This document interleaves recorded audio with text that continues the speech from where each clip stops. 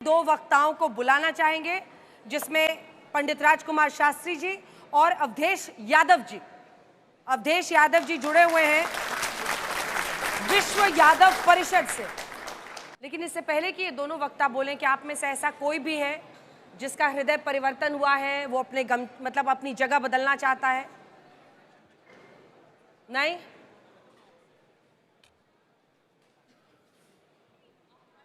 कोई जगह नहीं बदलेगा? चलिए ठीक है।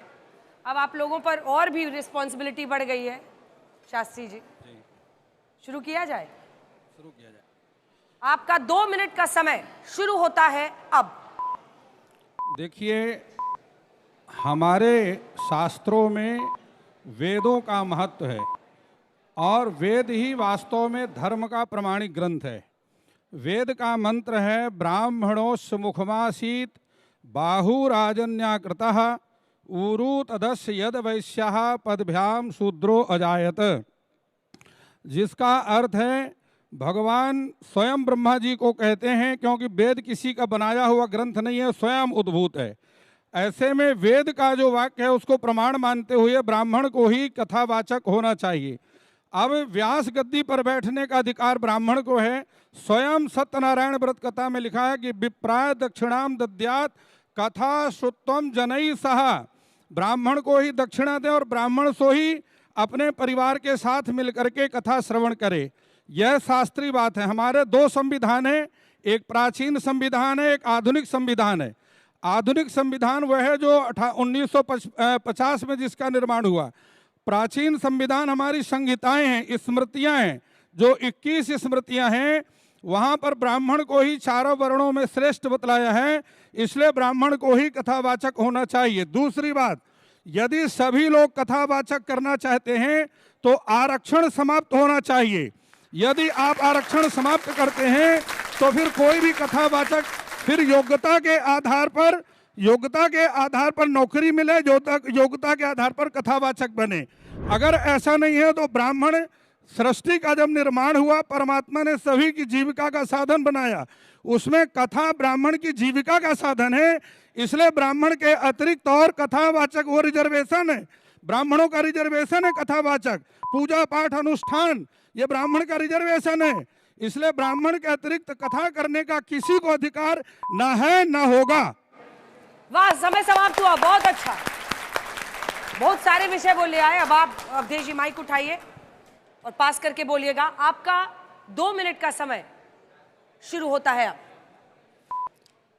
आज देश जो है संविधान से चलता है, मनुस्मृति और सामंतवाद से नहीं चलता है। जिसके पास ज्ञान होगा वही कथा कहेगा और जिसके पास ज्ञान नहीं वो कथा नहीं कहेगा। आज स्कूलों में जितने भी अध्यापक टीचर हैं वो समस्त जातियों के पढ़ाते हैं, समस्त ज्ञान देते हैं। वहाँ भागवत कथा भी पढ़ाई जाती है, वहाँ रामायण भी पढ़ाया जाता है, वहाँ सारे ग्रंथ पढ़ाए जाते हैं। वहाँ पर कोई ब्राह्मण, वहाँ पटेल, वहाँ दलित, वहाँ यादव, वहाँ वर्मा, सभी जाति के लोग हर कॉलेज में, हर स्कूल में पढ़ाते हैं। इसका भेदभाव नहीं होना चाहिए। जो ब्राह्मण है, जिसके पास ब्रह्म ज्ञान है वो ब्राह्मण है। बाकी ब्राह्मणों की बहुत सारी जातियां हैं। यहाँ जितने लोग बैठे हैं सबको पता है कितनी जातियां हैं।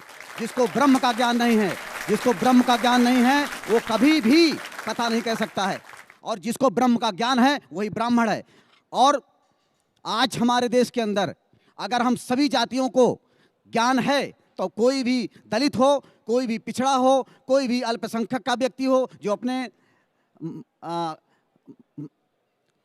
जो मुस्लिम भाई हैं वो भी अगर वहाँ पर ज्ञान दे रहे हैं तो उनको भी ज्ञान है, तो उसको वो ज्ञान दे रहे हैं। लेकिन हमारा मानना यह है कि अगर किसी दलित को श्रीमद् भागवत कथा का ज्ञान हो जाए, रामायण का ज्ञान हो जाए, तो वो भी ब्राह्मण की तरह कथा सुना सकता है। हम अपने संविधान में जी रहे हैं और संविधान का पालन करते हैं। हम मनुस्मृति का पालन नहीं करते, ना सामंतवाद का पालन करते हैं। इसलिए मेरा मानना है कि जिसके पास ज्ञान है वही ज्ञान का विस्तार करेगा, वही ज्ञान का प्रचार करेगा, वही ज्ञान का विस्तार करेगा।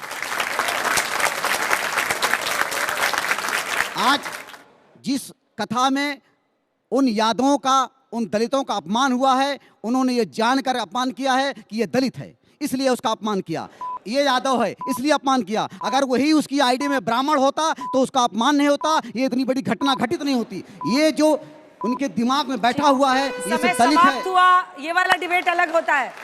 अब अगर जजेस, चूंकि इनमें से कोई जिससे से आप सवाल पूछना चाहें, आप डायरेक्टली पूछ सकते हैं। शास्त्री जी, मैं इतनी बात पूछना चाहूँगा, वैसे तो मैं दोनों पक्ष का हूँ, लेकिन जिसको ज्ञान है और वो अच्छा बोलता है, उसको ग्रहण करने में समस्या क्या है? क्या चाहे वो किसी भी जाति का हो? और व्यास गादी की महिमा मैं मानता हूँ, ठीक है, लेकिन सूत जी ने सुनाई है कथा। अगर सूत जी ने कथा सुनाई है तो उस पर बैठने का अधिकार किसी का भी हो सकता है। मैं ये नहीं कह रहा, पहले तो ये डिफाइन होना चाहिए कौन सी कथा, भागवत कथा, राम कथा, भक्तमाल की कथा, सत्यनारायण की कथा, इसको तो डिफाइन करो कि किस ब्राह्मण क्या क्या करेगा। मैं ऐसे व्यक्ति को जानता हूँ जो हमारे हिंदू समाज से ही नहीं है और वो राम कथा का इतना सरस वक्ता है, तो उसका क्या करें? उनसे ना सुने। मैं खुद ब्राह्मण हूँ, क्या मैं नहीं सुनूं उनकी बात? वो मुझे ज्ञान दे रहे हैं, मैं ये जानना चाहता हूँ कि क्या करें फिर? अब उसको डिफाइन कर दो। प्रश्न बहुत अच्छा है आपका। सूत, हमारे सनातन धर्म में 18 पुराण हैं। 18 पुराणों में 10 पुराणों की कथा सूत जी ने सुनाई, और प्रयागराज में जिस समय सूत जी कथा सुना रहे थे, बलदाऊ जी वहां पर पहुंचे। बलदाऊ जी ने ब्रह्मास्त्र से उसका वध किया। उसके बाद लोमहर्षण जी को व्यास गद्दी पर बिठाया। सूत जी भी कथा की व्यास गद्दी पर कब बैठे? जब 88,000 ऋषियों के पास में वेद व्यास जी के 6 शिष्यों में और उतना योग्यता किसी शिष्य में नहीं थी। आपातकाले मर्यादा नास्ति, अगर उससे ज्यादा कोई योग्य व्यक्ति नहीं मिल रहा ब्राह्मणों में, तब ब्राह्मणों की सहमति से और जाति और वर्ण के लोग व्यास शासन पर बैठ सकते हैं। लेकिन अगर उससे योग्य ब्राह्मण कहीं मिल रहा है तो वर्ण में श्रेष्ठता के कारण ब्राह्मण के अतिरिक्त किसी और को व्यास गद्दी पर बैठ करके और अनुष्ठान में पूजा करवाने का अधिकार नहीं है। कमलेश जी, मेरा सवाल आप सबसे होगा, एक्चुअली मैं एक व्यक्ति से नहीं कर रहा हूँ। वो ये कि अगर कोई बालक गुरुकुल में पढ़े, पूरी शिक्षा ले, वेदों की, ग्रंथों की, शास्त्रों की शिक्षा के बाद कर्मकांड, अनुष्ठान, पूजा पद्धति सब में माहिर हो जाए, तो वो क्या क्वालिफिकेशन होगा कि उसका वर्ण ट्रांसफर हो? उस समय हो सकता है कि कुछ ही लोग जानते हों, पर अब तो शिक्षा सबको उपलब्ध है। तो अगर किसी की पूरी ट्रेनिंग हो जाए, अनुष्ठानों में भी, पूजा पद्धति में भी, कर्मकांड में भी, तो क्या वह अपने वर्ण को ट्रांसफर कर सकता है?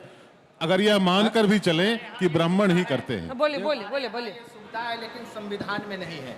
हमारे यहाँ कहा गया जन्मना जायते शूद्र संस्कारा द्विज उच्चते वेद पाठित भवेद विप्र ब्रह्म जानेति ब्राह्मणा। हम सभी जितने बैठे हैं सभी लोग जन्म से शूद्र हैं, लेकिन जैसी यज्ञोपवीत संस्कार होता है हम द्विज कहलाते हैं। वो ब्राह्मण का चाहे कोई भी बालक वेद का पाठ पढ़ लेता है तो वह विप्र कहलाता है, लेकिन जब ब्रह्म का ज्ञान उसके अंदर आ जाता है तब वह ब्राह्मण कहलाता है। और विशेष करके हमारे यादव भाई और ब्राह्मणों का मित्रता आज से नहीं महाराज, द्वापर काल से है। सुदामा और कृष्ण की मित्रता की मिसाल आज भी दी जाती है। आज जो लोग लड़ाना चाहते हैं हम सभी ब्राह्मणों को और यादव को, ब्राह्मण बालक काल में 4 साल की अवस्था होती है तो वह त्रिकाल संध्या करता है, गुरुकुल में जाता है, 4 बजे उठता है और उठ करके संध्योपासन करता है, कर्मकांड की सारी विधियां सीखता है गुरु के चरणों में बैठ करके, और जब वह पूरा वेदों का अध्ययन कर लेता है तब वह कर्मकांड कराने का अधिकारी है। और जिन कथावाचक के लिए आज हम लोग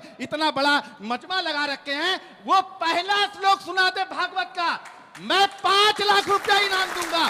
जिनके लिए आप सब बैठे हैं, अरे उसका कोई पात्र तो होना चाहिए, उसके अंदर ज्ञान तो होना चाहिए जिसके हम लोग डिबेट कर रहे हैं। एक श्लोक नहीं सुना सकते जिनको इन्होंने कथाकार कहा ना, वो कथाकार मैं चैलेंज करता हूं, आइए और भागवत का पहला श्लोक शुद्ध सुना दीजिए। अखिलेश यादव ने 50,000 दिया, मैं कहता हूं 5 लाख रुपया दूंगा। और इस पर एक छोटा सा जवाब, एक सेकंड अवधेश जी एक सेकंड, इसी पर एक छोटा सा सवाल है। अब हो गया, प्लीज एक सेकंड। इसी पर एक छोटा सा सवाल है कि पुलिस तो कह रही है कि उसके पास 2 आधार कार्ड थे और आधार कार्ड पुलिस ने दिखा भी दिया है, जिसमें एक में वो अपना ओरिजिनल नाम लिखता है और दूसरे में वो एक ब्राह्मण नाम का फर्जी आई कार्ड बनाया है। तो ऐसे मतलब पहले पुलिस को तो जांच करने दीजिए। आप लोग उतर गए यादव परिषद की तरफ से, क्यों? अंजना जी, दोनों सवाल का जवाब। अंजना जी, जिसने उन सभी लोगों को बुलाया कथा सुनने के लिए, पहले उसको तय करना चाहिए कि इनको ज्ञान है या नहीं है। ये गलती उनकी है। कैसे अगर पता हमें मालूम चलेगा? है, हमें मालूम है कि इन गुरु के अंदर वो ज्ञान नहीं है, और तो हम उनको नहीं बुलाएंगे। मैं आ रही हूँ, अभी जिनके सवाल अंदर लूंगी, ज्ञान इधर है से भी उसी को लूंगी। बुलाएंगे। ऐसा नहीं है कि आप उसको बुला करके उसके साथ अपमान करेंगे, उसके ऊपर आप मूत्र का छिड़काव करेंगे, उसका मुंडन करेंगे, ये नहीं चलेगा। अगर आपको पता है कि ये व्यक्ति मेरी बात इसके से आप अंदर भाग ज्ञान रहे नहीं हैं। है, आप तो मेरी बात उसको से मत भाग बुलाइए, रहे हैं। कतई मत बुलाइए। मैं नहीं चाहती कि रोज का डिबेट बन जाए, लेकिन मेरी बात से आप बीच भाग में गए। अंजना जी, फर्जीवाड़ा की जांच पुलिस को तो करने दीजिए, पहले अंजना पहले जी, तय एक तो बात हो। मुझे एक लाइन बोलनी है बाकी केवल। दोनों वक्त हाँ, आएंगे। एक लाइन बोलना है। देखिए, हमारे सनातन धर्म में चित्र की पूजा नहीं है, चरित्र की पूजा है। जिस ब्राह्मण यजमान ने गुरु जी को बना करके अपना गुरु मान करके अपने घर में कथा कराने के लिए बुलाया, उसने जाकर के उनकी धर्म पत्नी का हाथ पकड़ने का प्रयास किया। क्या चरित्र है? ऐसे व्यक्ति से कहां सनातन धर्म जा रहा है, और कैसे गुरुओं पर आप विश्वास करेंगे? इसलिए चरित्र भी उत्तम होना चाहिए। चित्र की पूजा नहीं, चरित्र की पूजा है। ठीक है, उस अगले व्यक्ति दो ने- वक्त आ जाए, उसके बाद मैं आगे। उस प्लीज, व्यक्ति- अब हो गया उस सर, व्यक्ति- इसको रोज का डिबेट मत बनाइए प्लीज।